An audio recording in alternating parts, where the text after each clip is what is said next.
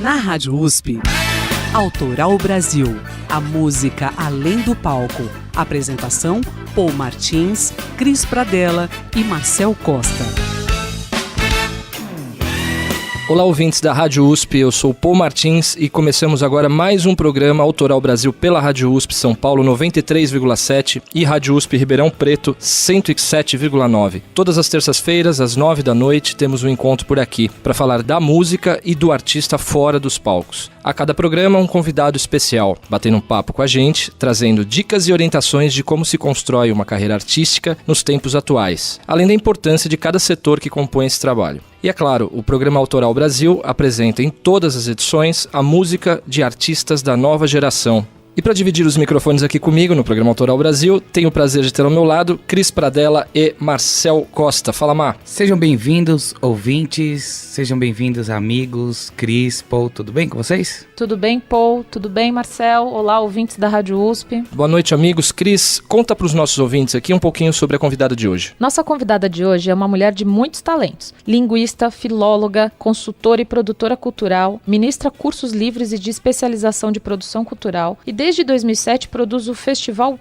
PIB, Produto Instrumental Bruto. Faz parte do grupo que escreveu a Lei Municipal São Paulo Cidade da Música, além de ser mestre e doutoranda sobre políticas culturais brasileiras pela Faculdade de Filosofia, Letras e Ciências Humanas da USP. Seja muito bem-vinda, Inti Queiroz. Obrigada. Bom, boa noite a todas e todos. Obrigada pelo convite aqui para o programa. Vamos conversar um pouquinho hoje. Inti, primeiramente, seja muito bem-vindo ao nosso programa. E a gente tem um bocado de coisas aí para falar, né, Inti? Mas o que você poderia falar um pouco para os nossos ouvintes sobre o seu ativismo cultural e principalmente o que você faz no que diz respeito à música? Bom, essa história começou há muitos anos, né? Eu venho de uma família de música, uma família de cultura. Então, logo na minha adolescência, posso me considerar uma militante da música independente, autoral, e da música independente como produtora, como musicista. Eu toquei em várias bandas nos anos 90, já faz um tempo que eu só toco em casa, mas eu tive algumas bandas,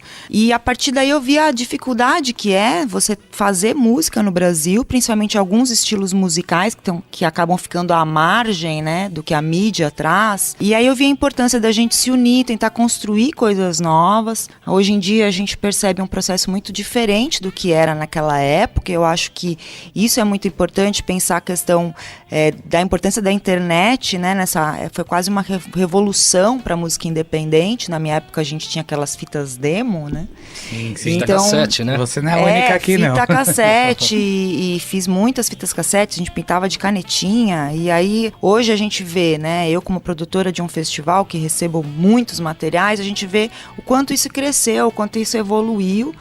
E eu continuo, né, nessa militância, vejo a importância de trazer a experiência do que eu fiz quando, né, nos anos 90, nos anos analógicos, e tentar trazer isso para essas novas gerações, essas bandas bem novas, pessoalzinho de 17, 18 anos, que está começando e que, na verdade, você vê que eles trazem uma nova linguagem, uma nova experiência também. Inti, o Festival Produto Instrumental Bruto, ele completa 10 anos agora em 2017, né? Como que surgiu a iniciativa para criar um festival voltado para música instrumental? Bom, na época, alguns amigos, inclusive a minha família mesmo, a minha irmã, nós começamos a perceber que tinha muitas bandas instrumentais que estavam fazendo um som novo, uma vertente nova e criando uma cena nova.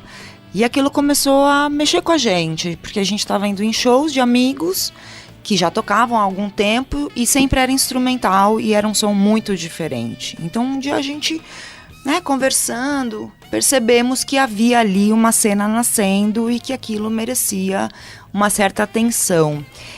Eu já tinha trabalhado com festivais de teatro, eu já tinha trabalhado na equipe de produção de alguns festivais de música. Eu morei 8 anos em Curitiba, onde a cena de rock independente é muito forte. Muito. E ainda é? Ainda é. Então, É uma cena um pouco legais, fechada, é quase que uma bolha, mas é muito forte. Você vai para Curitiba no final de semana, você sempre vê bons shows. E a experiência em Curitiba me trouxe uma coisa muito forte de trabalhar na cena independente, de uma forma colaborativa, porque lá isso acontece bastante. Quando eu voltei para São Paulo, eu trouxe isso na bagagem e foi inevitável fazer o PIB. E o PIB ele nasceu muito rápido, rápido. Eu trabalhava na época numa produtora grande, que faz grandes projetos de música, e por acaso isso acabou impulsionando também, até porque na época tinha um patrocinador interessado num festival de música instrumental. Nós criamos esse projeto a partir de um briefing desse grande patrocinador, e ele não quis, no final das contas, patrocinar. Nossa. Só que aí o festival estava criado, né? A gente montou, ele tinha até outro nome, né? O nome PIB surgiu depois, mas a ideia de fazer esse festival com essa nova proposta veio um pouco desse exercício que foi o briefing desse grande patrocinador, né? Eu que trabalho há muitos anos também como produtora cultural, que trabalha com leis de incentivo à cultura. Então é tudo meio interligado, né, na minha vida, e o PIB veio disso. E há 10 anos a gente vem num processo até de resistência, né, de continuar fazendo. Não é fácil fazer um festival por 10 anos, principalmente porque quando a gente começou a fazer em 2007, era muito mais fácil conseguir dinheiro, conseguir patrocínio, ganhar edital, né? Hoje em dia está cada vez mais difícil. Desde 2011 a gente faz esse festival sem patrocínio e sem editais, a gente acaba fazendo com apoios, né? Tanto apoios de espaços, a Casa das Caldeiras que nos recebeu, nós somos um dos coletivos residentes lá desde 2009, então eles acabam também ajudando a gente a fazer em termos de estrutura, de verba para cachês, mas é um festival que eu sempre falo, ele é quase que um laboratório de produção cultural. A cada ano a gente não faz simplesmente um festival, a gente testa novas formas de como fazer um festival.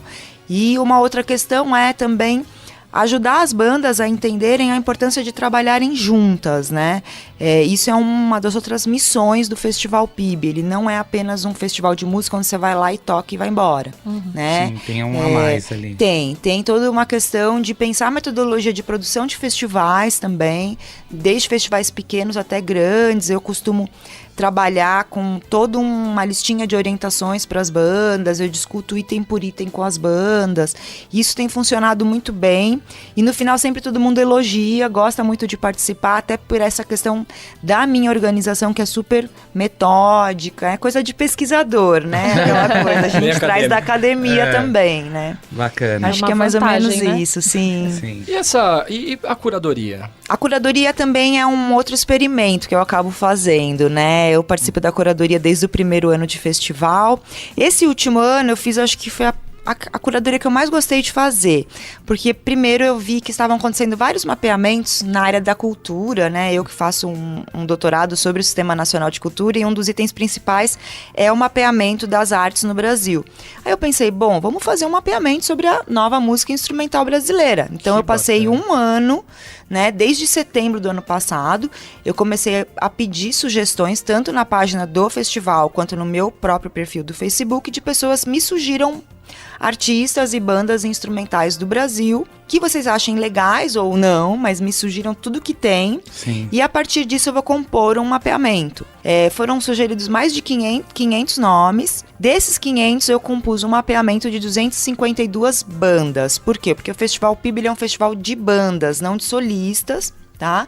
E é um festival de música instrumental contemporânea, então estilos mais contemporâneos, né? E o pessoal fala, poxa, eu acabo excluindo disso, por exemplo, o chorinho, né? O choro, o jazz brazuca, que já tem muitos outros festivais, até porque eu quero mostrar esse outro lado da música instrumental, porque quando se fala em música instrumental no Brasil, se fala muito, se pensa logo no choro e no jazz brazuca, né? Verdade. E não é só isso, eu gosto muito de choro, inclusive tenho muitos amicíssimos da galera do choro, mas o PIB quer mostrar esse outro lado, mostrar que a música instrumental brasileira é extremamente ampla, e existe uma geração de vanguarda que mistura muita coisa, que é quase antropofágica, que mistura com ritmos de vários lugares do mundo, né? Não só ritmos americanos, não, de música africana, de música japonesa, né? Inclusive muitas bandas de música instrumental do Japão vêm para o Brasil e tocam junto com essas bandas. E aí esse mapeamento e a curadoria surgiu disso. Então dessas 252 bandas que estão lá no site do festivalpib.com.br para quem quiser conferir, eu tive que escolher 5. Isso foi muito difícil. Nossa, deve que ter trabalho, doído. hein? Mas foi muito prazeroso, porque eu tive a oportunidade de descobriu conhecer... muita coisa, né? Só para vocês terem uma ideia como foi, das 252 bandas, eu fiz um primeiro funil de 63 bandas. Essas 63 que eu achei que eram as que estavam mais preparadas, né, que estavam num bom estágio musical e de produção também. Das 63, essas 63 eu ouvi mais profundamente, ouvi todo o material, fui buscar vídeos na internet, fui olhar como elas se divulgam na internet. Isso é muito importante, até porque nós estamos num momento onde as pessoas têm contato com a música inicialmente pela internet. E a partir disso eu fui criando critérios, até de pontuação mesmo, é uma coisa complicada, mas é coisa de pesquisador, né? A gente tem que botar a parte quantitativa em algum momento para se organizar. Natural. E foi saindo. Das 63 eu fui para 20. Né? Trabalho difícil, que né? eram as 20 que eu falei, bom, tem que sair dessas daqui. E das 20, eu fui vendo as questões, inclusive, de dinheiro, né? Porque tem bandas, por exemplo, maravilhosas no norte do Brasil e que nessa edição eu não consegui trazer. Muito caro você trazer uma banda de muito longe, né? Você tem hoje bandas dessa vanguarda instrumental no Acre, no Amapá. Como trazer para São Paulo essas bandas quando você faz um festival de música independente, né? Sim, isso é uma outra questão. Eu achei muito legal o nome do festival, que é o PIB. Queria que você contasse um pouquinho. Eu já sei, mas queria que você contasse para os nossos ouvintes. Inicialmente era outro nome, nada a ver por causa da história do patrocínio, mas a gente falou, não, esse festival é maravilhoso, a gente tem que fazer. E aí a gente resolveu, a partir, né, uma noite entre amigos, jogando sinuca, tomando uma cerveja, a gente falou, bom, vamos criar um nome. E a noite inteira a gente ficou jogando sinuca e falando nomes. É daí e que uma hora as melhores surgiu, ideias, né? Exato. E aí uma hora surgiu o Produto Instrumental Brasil. E esse projeto a gente mandou, a primeira edição dele foi pelo edital PROAC de festival. Ah, legal. E aí ele entrou como festival Produto Instrumental Brasil. Mas durante o festival a gente percebeu que o bruto surgiu do próprio público, que já chamava, né? Até pela questão do produto interno bruto, o pessoal já chamava, o Produto Instrumental Bruto. Ninguém falava Produto Instrumental Brasil. E a gente achou muito mais legal o nome. Super, aí na outra edição já virou Produto Instrumental Bruto mesmo, porque a gente viu que tinha a ver com o som. Até porque eram a maioria das bandas novas, eram bandas bem novas, e tinha essa questão da lapidação sonora, né? Até porque a gente percebeu que muitas das bandas, elas começavam um som de um jeito e depois de um certo tempo o som delas mudava completamente. Elas iam para outros estilos, elas davam até uma limpada no som. Então o bruto tem muito a ver com isso, né? A questão da lapidação. Achei até curiosa a história do nome, que me lembrou um pouco a história do nome do R.E.M., né? Aqui a banda, eles fizeram mais ou menos da mesma forma. Se juntaram, ficaram escrevendo numa parede os nomes, quando acordaram no outro dia, com aquela ressaquinha, descobriram qual nome era da banda. Mas assim, só voltando um pouquinho, porque a gente estava falando antes, uma coisa que eu achei muito curiosa foi que você falou que você sempre leva em consideração a maneira que a banda trabalha, o seu material. E eu queria que você falasse aqui para os nossos ouvintes algumas dicas que você conseguiu captar desses artistas, coisa que eles fazem, que você fala, putz, isso aqui é legal, isso dá certo, isso funciona, isso não funciona. Tem alguma coisa assim que você poderia dividir com a gente? Bom, acho que a primeira coisa que me chama muito a atenção é a questão de vídeos, né? Eu acho que bons vídeos no YouTube, bons vídeos ao vivo no YouTube, para quem faz curadoria para festivais, é essencial. Com um bom áudio, com uma boa imagem, ou mesmo vídeo gravado de estúdio. Eu já selecionei várias bandas que se preocuparam em fazer bons vídeos no ensaio, né? A pessoa vai com uma câmerazinha mais legal, né? Capricha um pouquinho mais na captação de áudio. Isso permite que a gente consiga avaliar uma banda sem precisar ir até o show, porque realmente é muito difícil, para quem faz curadoria a nível Brasil, você conseguir ir em todos os shows. Eu adoraria ter tempo, saúde, dinheiro para isso, né? Então, acho que a questão do audiovisual hoje é muito importante para divulgar a sua música. E, assim, usar plataformas, né? Por exemplo, uma que eu gosto bastante é a Bandcamp. De você conseguir, principalmente para quem é artista independente, é aonde eu gosto mais de ouvir música. SoundCloud também é legal, mas eu acho a Bandcamp, ela organiza muito mais, porque você consegue colocar seus discos ali para o pessoal ouvir por streaming. Também tem como conseguir um dinheirinho a partir dali, para quem quiser, né? Você coloca um valor. Eu acho o Bandcamp maravilhoso. Uma outra dica importante, gente, precisa aprender a escrever release, né? O release é um gênero discursivo, eu como meu lado filóloga, né, fala, é um gênero discursivo que tem uma organização própria. Você precisa saber quando a banda nasceu, quem são os integrantes, um pouquinho da história, quais são os, as gravações, os EPs, etc. Se puder colocar uma listinha, um histórico dos principais shows, né? Se fez turnê internacional também, né? Release não é um texto para você trazer uma questão mais poética, né? É meio objetivo, é papum, né? Contar. É que nem currículo, né? Exato, eu recebo muito release, isso, né? que é assim, uma coisa super poética e não tem informação. E isso, para mim, eu começo a ler, eu desanimo no segundo parágrafo. Com certeza. Né? A gente está lá avaliando 252 bandas, eu não tenho tempo para ler poesia. Eu amo poesia, mas se eu quiser ler poesia, eu vou ler poesia. Né? Uma outra coisa que é muito importante, boas fotos, né? Eu percebo que isso é uma dificuldade, até porque fotos profissionais tem que pagar, mas sempre todo mundo tem um amigo que tem uma boa câmera, que pode pensar, porque isso, bem ou mal, ajuda, né? A gente sabe que a música, apesar dela ser uma questão sonora, é muito visual também, até por uma questão de venda, né? De imagem, né? Isso chama muita atenção também. Outra coisa que eu acho super importante para eu chamar uma banda para o meu festival, eu tenho que perceber que aquela banda ela já está na estrada.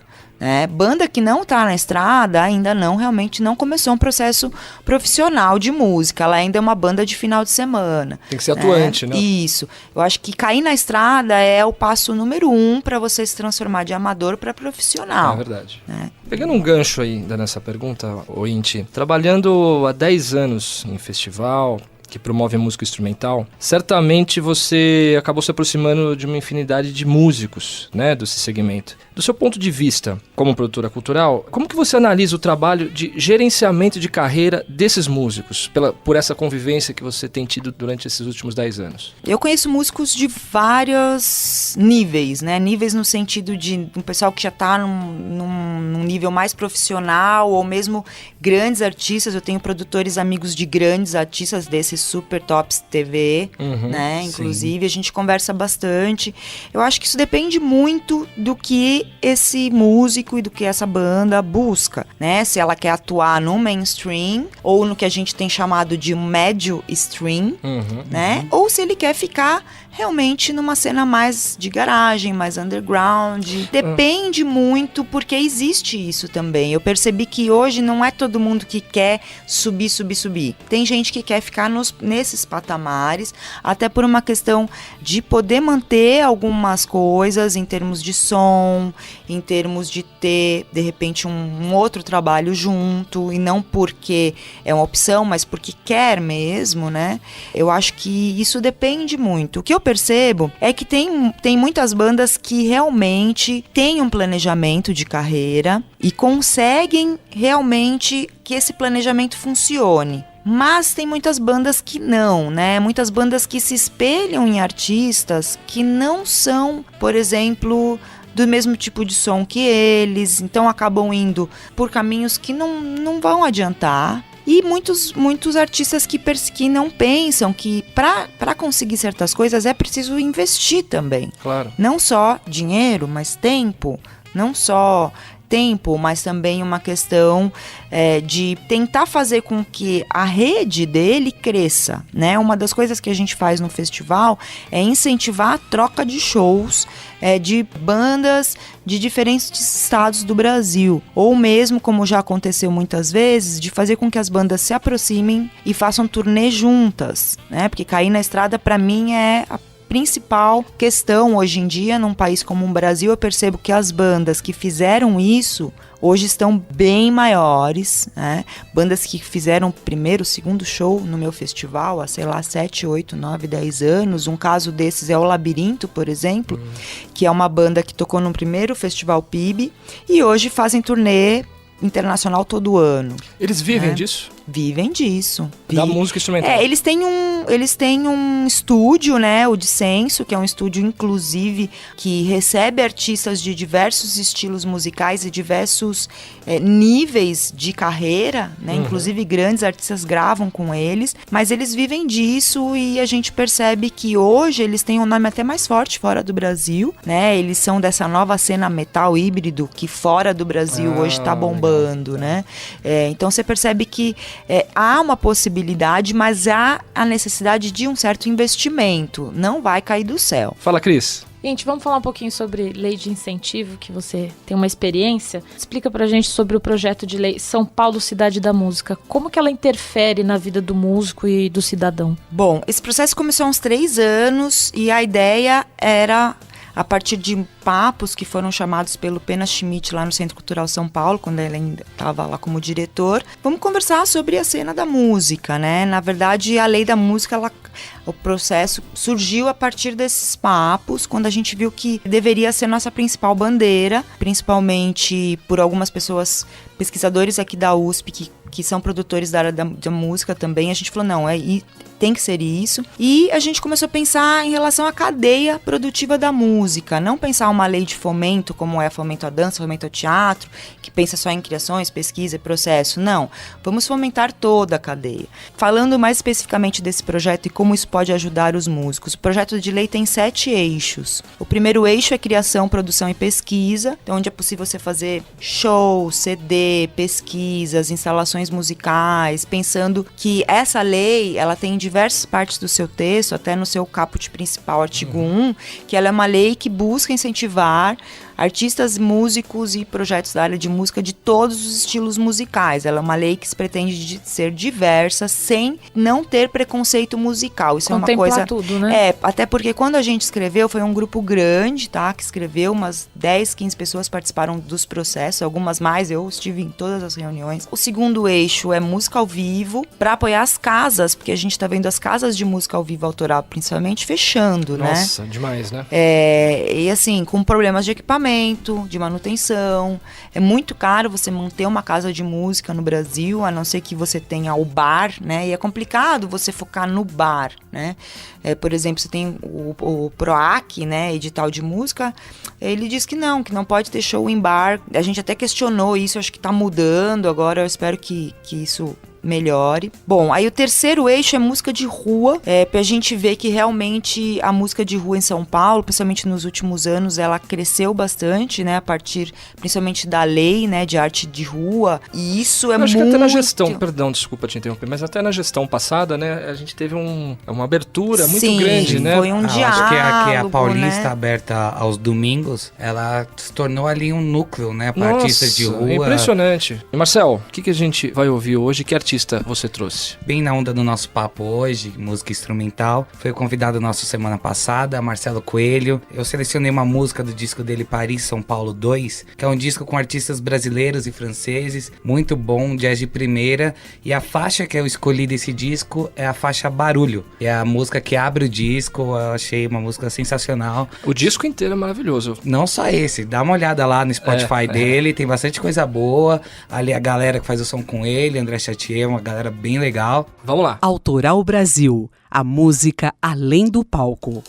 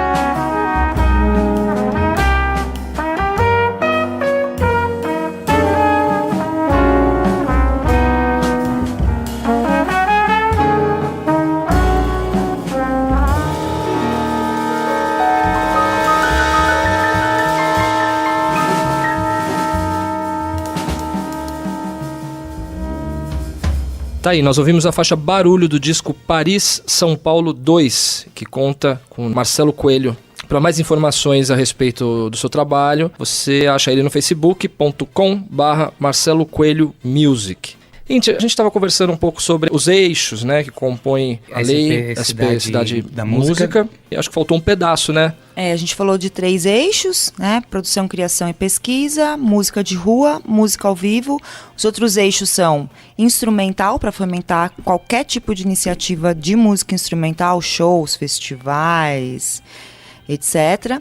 O outro eixo é circulação, para artistas da cidade de São Paulo que queiram tocar fora. O outro eixo é encontros, que é para festivais, seminários, mostras e etc. E o outro eixo seria parcerias, que seriam parcerias entre produtores da área de música com a própria prefeitura, para fazer projetos juntos em espaços públicos da prefeitura, programações mais longas, como por exemplo dentro da questão do circuito musical, do circuito de música de São Paulo, ou da virada, né, aproveitando esse gancho junto com o município mesmo. Inti Queiroz, linguista, filóloga e produtora cultural. Inti, deixa um recado para os nossos ouvintes, uma dica, fica à vontade. Bom, primeiro recado, curtam a página do Festival PIB no Facebook, só procurar Festival PIB que vocês vão encontrar, até para conhecer um pouco da nossa história,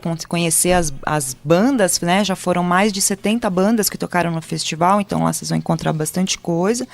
E o recado é isso, eu acho que vamos nos unir aí pela cultura, pela arte no Brasil, nós estamos num momento tão complicado aí, então acho que é hora de união dos músicos, da galera toda que produz cultura, para que a gente possa conseguir continuar fazendo nossa arte juntos. Acho que é isso. Com certeza. Bom, vamos lá. Chegamos no final do programa. Agradecemos a audiência dos nossos ouvintes aqui pela Rádio USP São Paulo e Rádio USP Ribeirão Preto. Cris, para o ouvinte mandar perguntas, sugestões, críticas... Basta mandar um e-mail para ouvinte@usp.br e nos siga na página do Facebook, facebook.com/Programa Autoral Brasil. Maravilha. Semana que vem tem mais, terça-feira às 9 horas da noite, Autoral Brasil, a música além do palco. Tchau, Mar. Falou, Cris. Falou. Até lá. A Rádio USP apresentou Autoral Brasil, com Paul Martins, Cris Pradella e Marcel Costa.